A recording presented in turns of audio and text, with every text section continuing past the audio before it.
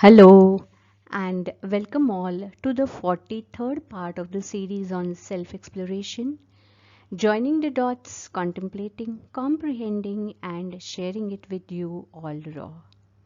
All that sounds great is the grace of all those who have blessed me, and all that sounds not so great is my limitation.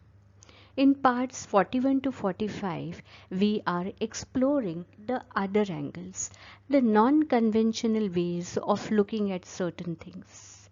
Maybe trying to pick up a very different perspective, vision about some opinions and some aspects of life.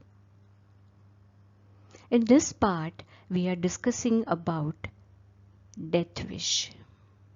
So let's get going. Death, the most inevitable truth of life, but always kept aside. No one wants to talk about it. No one wants to ever even think about it. We always wish life for ourselves. We always look forward to life for ourselves, though the virtues of death should always be noted. Imagine if there was no death. What would have been the chaos on this planet? But still, we always wish life. We wish all our beloveds live a long, healthy, and happy life. In love for people, we say, मेरी उम्र तुम्हें लग जाए. तुम जियो हजारों साल, साल के दिन हो 50,000. May my years of life be given to my beloveds.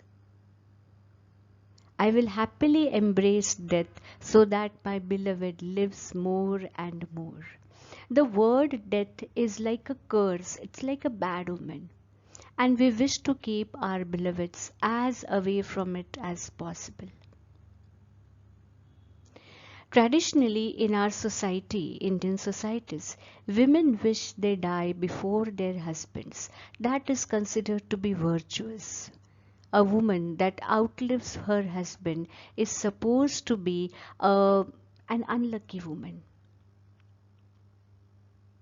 Parents always wish their children outlive them, that they go on their children's shoulder to the crematorium. Here's a different take. One of our family friends was an elderly couple, and the grandpa was completely dependent on the granny for every tidbit. Eventually, grandpa expired before the granny. It was an old time couple. So, when granny said, "Good, good," he went away before me. Everyone was actually shocked because everyone expected that she would lament, she would cry, and she would curse her fate. But she was a very wise, calm, and poised woman. She said, "It's good he left before me.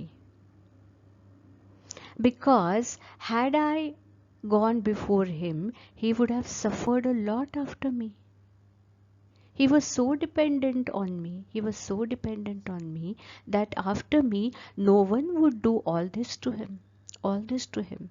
And that was something I would not like. Instead, I prefer becoming a widow. I will manage my rest of the life somehow without him. But he wouldn't have been able to manage without me." What a wisdom! What a wisdom! A wisdom that cracks all the myths of the do's and don'ts and the prejudices of society. You love someone and you wish to die before him and leave him alone. Is that love? Is that love? Another case, an elderly mother of a special child. Daughter, beautiful, but mentally retarded. 45 years old and mother in her late 70s, still taking care of the sweet girl like a 2-year, 3-year, 5-year-old girl.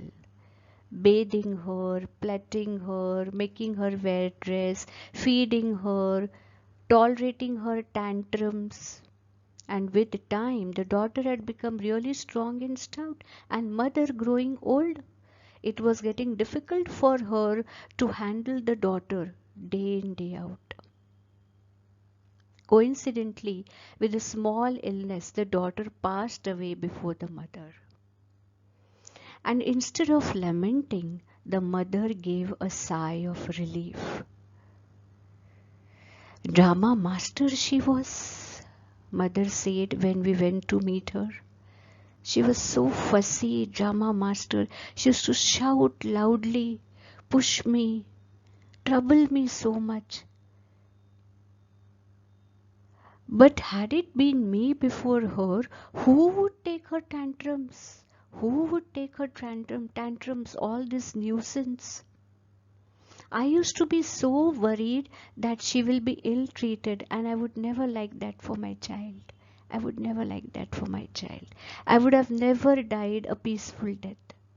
Now I am free to die peacefully. Good God took her away before I went. I completed my responsibility, and I did not put it on my other children to take care of her. What a vision! What a vision! A mother saying, good, my child died before me. An ardent wife saying, good, my husband died before me. To be happy on the death of a loved one. It's a paradox. It needs an elevated sensory state, a great poise, a great wisdom, a great courage to get through such experiences and feel like this. These incidences teach us to look at our emotions practically and to look at facts emotionally. Death wish, the other angle, most definitely a noble one.